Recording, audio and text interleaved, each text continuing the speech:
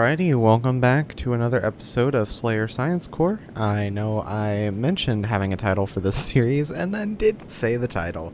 Hopefully, if you've been watching consistently the last couple days, you've picked up that the name of the series is Slayer Science Core. My name is Buffy, so I figured I'd lean it. I didn't know that Buffy, the Vampire Slayer, existed when I picked my name, so I've just decided to lean into it. Anyways, we're kicking this off, picking up right where we ended, and we are returning from the Mun. You'll notice that the textures probably look like a scaled up version of the stock Mun, and I think I mentioned this in the first episode. It's because I was an idiot and did not delete the stock textures for Parallax, so I don't know how many episodes it's going to take to get there, but eventually everything's going to look different. I didn't change the mod pack by that much, or the planet part of the mod pack by that much, but I did delete the stock planet textures because it was actually, like, very bad and very wrong, especially on Duna, which I'll point out when I get there. Anyways, we are back in the Blue Dog Design Bureau Apollo stuff. We are currently just docking with the command module. Now, there was a little oops where I had the probe extended here in just a second when I go to dock. The probe is extended currently, and I kind of forgot that part. And we're also spinning for some reason.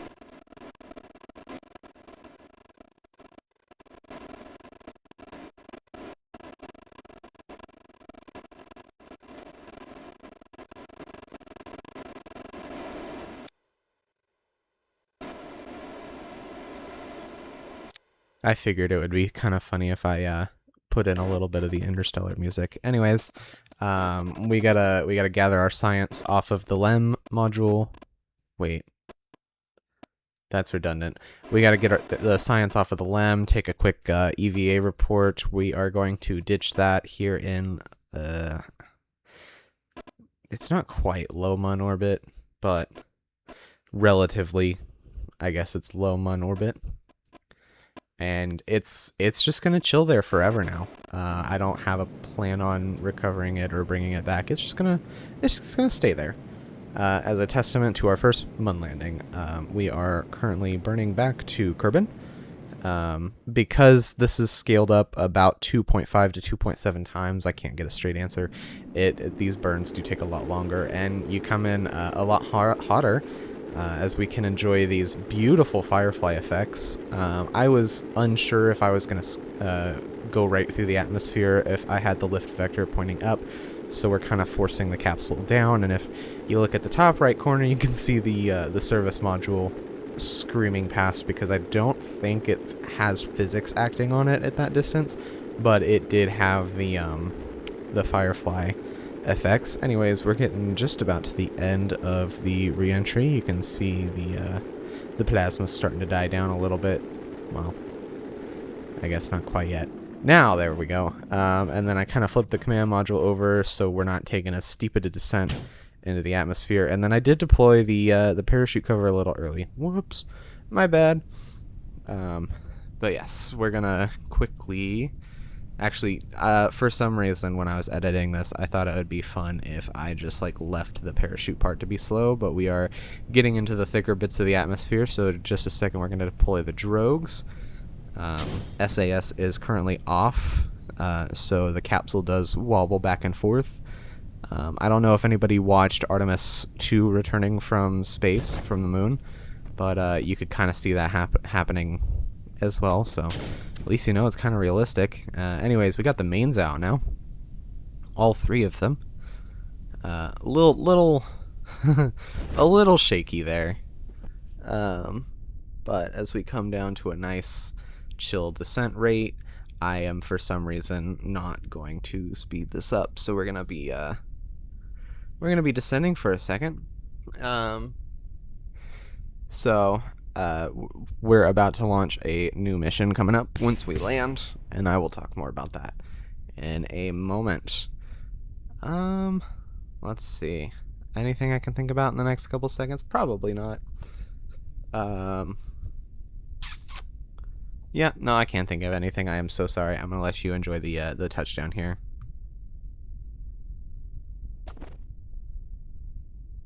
bet you that would not have felt very good. Anyways, let's cut over, I believe, to the launch of the next mission here on a modified Saturn V.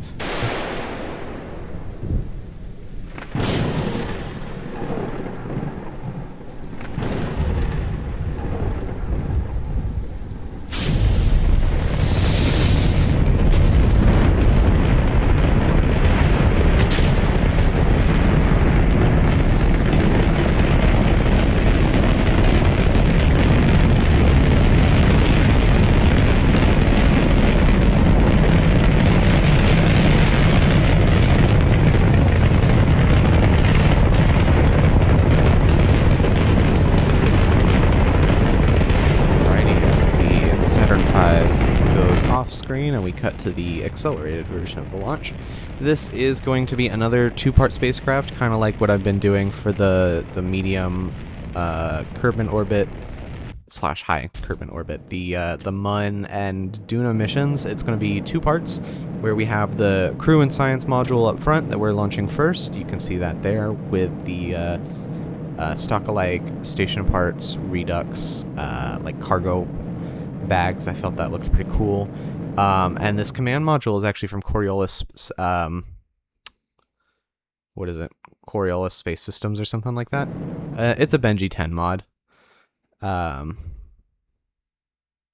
yes, so that's currently in an orbit, and we are about to launch a very upgraded and nuclear version of the propulsion, power and propulsion module, if I can speak today. I'm going to let the launch happen real quick.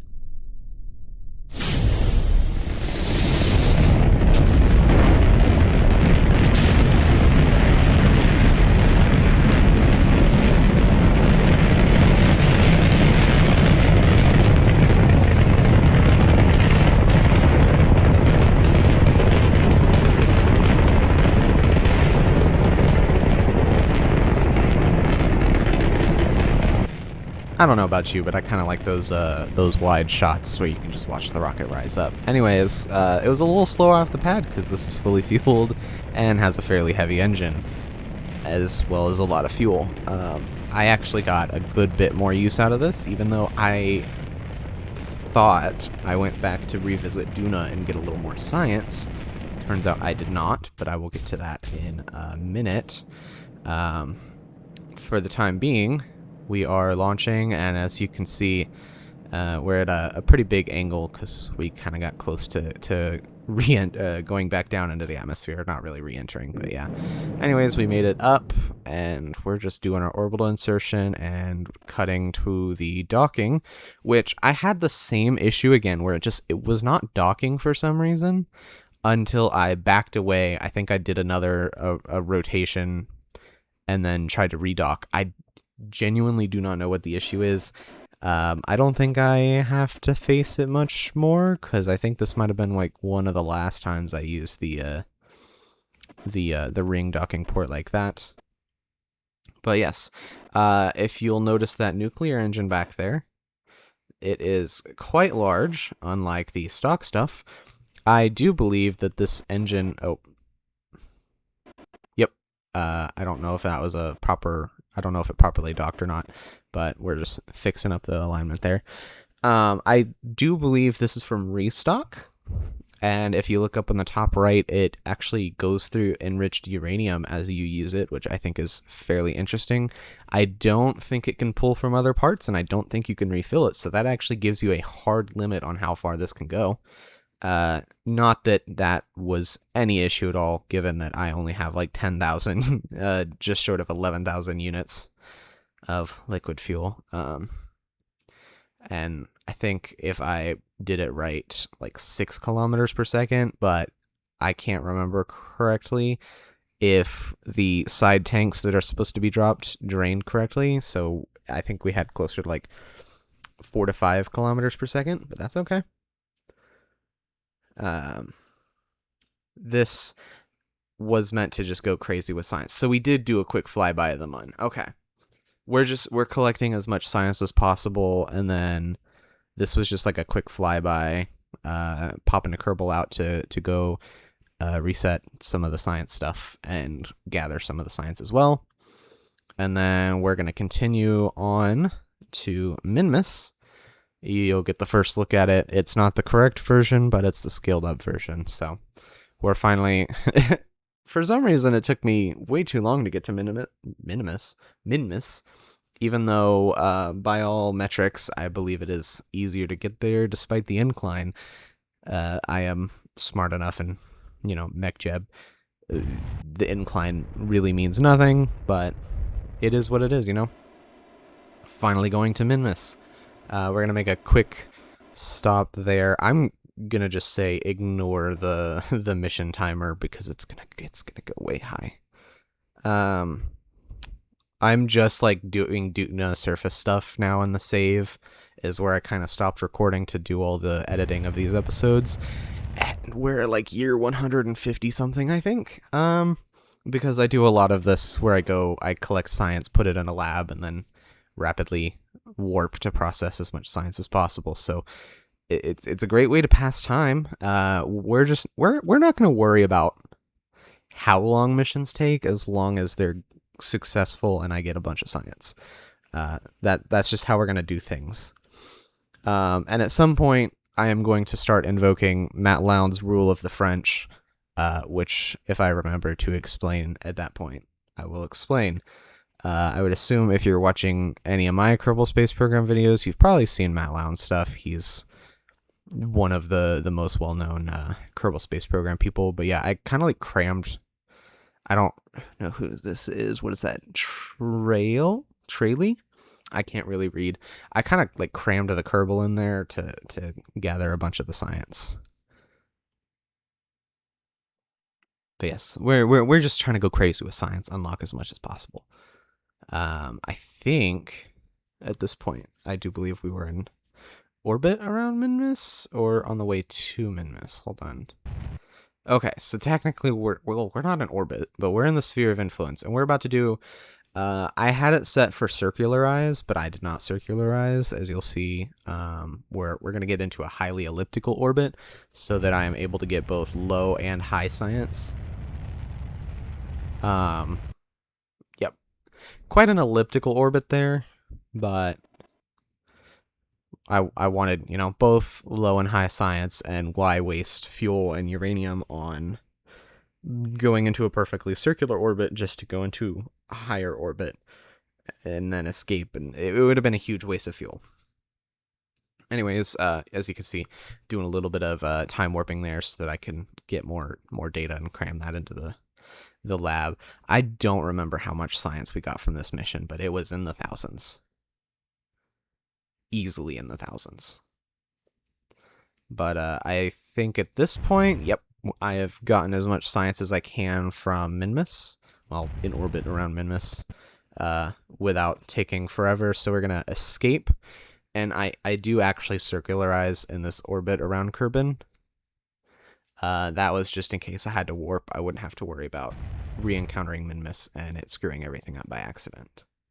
So there we go. Now we are going to go to a planet that is part of the JNSQ pack called Edna. It is kind of out where Drez is. It might be a little bit further, I think. Oh, no, I guess it's closer than Drez. Interesting. So I guess it's a little easier to get to than Drez, but it's still way out there. It's a Drez-like planet. Well, I guess in that case it's like a dwarf planet. But nothing too special. I guess at some point I'll probably revisit. It would probably make a great Edna or Drez would probably make like a good stopping point.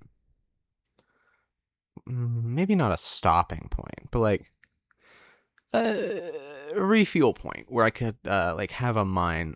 There's Edna. It kind of looks like Drez. There's really nothing special here, other than it's not part of stock KSP. I guess you could make like a refueling stop. Hold on, we are watching a rocket launch.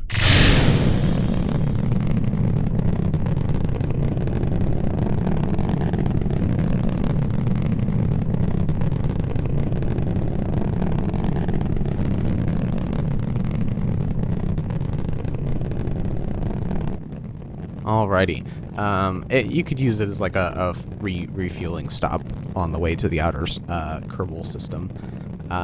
I didn't really record the rest of the return, but we are captured in a highly eccentric orbit around Kerbin. So this is sort of a rescue mission in the fact that it didn't get into the low orbit that I wanted it to. But we were going to have to send up a mission to retrieve the Kerbals from the spacecraft anyways. But this is Star Watcher. I think it's a concept by ESA, and it's through the mod KNES. KNES.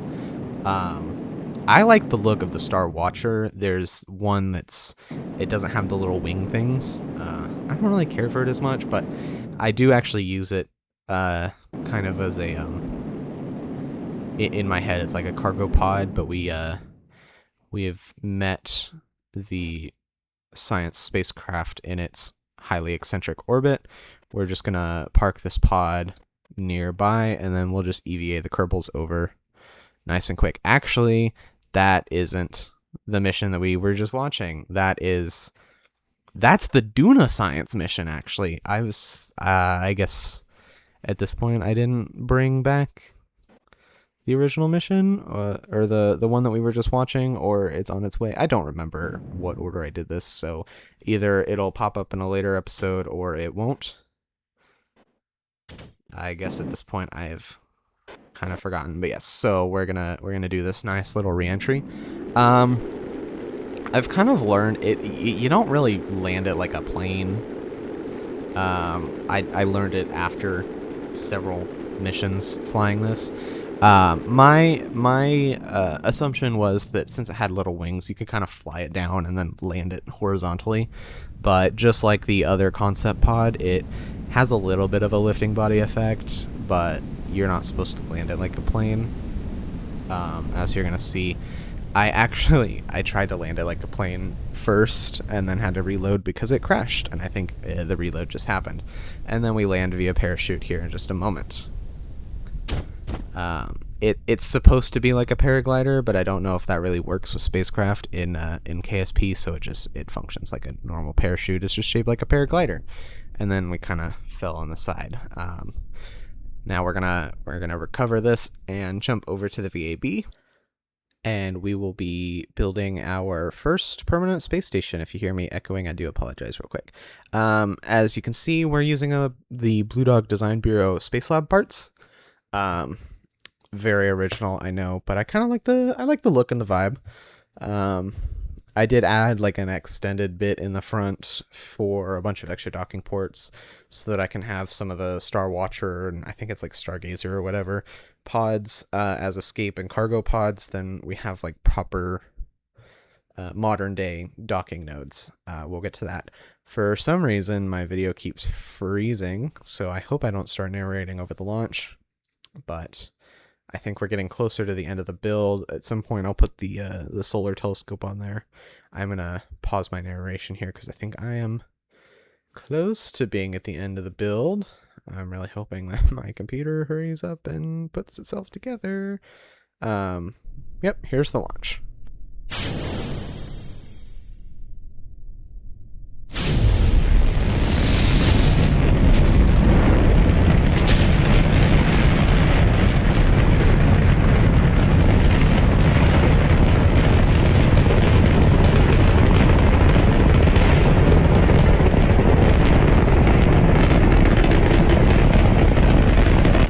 So once again, we are doing a Saturn V.